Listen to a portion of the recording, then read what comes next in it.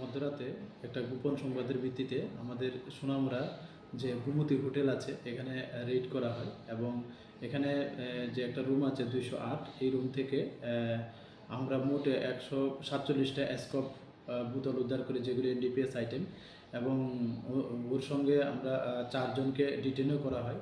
তো একজনের বাড়ি কলকাতা, ওয়েস্ট বেঙ্গল, ওনার নাম হলো এমডি তাহিদুল, বয়স 30 বছর, এবং অন্যজন হলেন ইকবাল আহমেদ, ওনার বয়স 33 বছর, এবং উনি সোনামুড়া থানার অন্তর্গত মধুবনের ওনার বাড়ি। এবং দুজন হলেন বেজিমারা, আমাদের সোনামুড়া থানার অন্তর্গত, একজন হলো জাহাদ মিয়া, আর বয়স 20, আর অন্যজন হল জাহেদ হোসেন খান।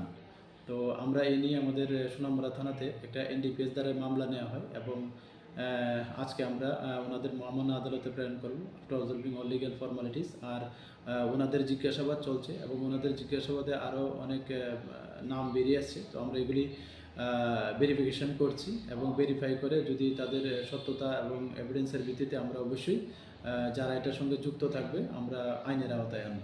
Thank you.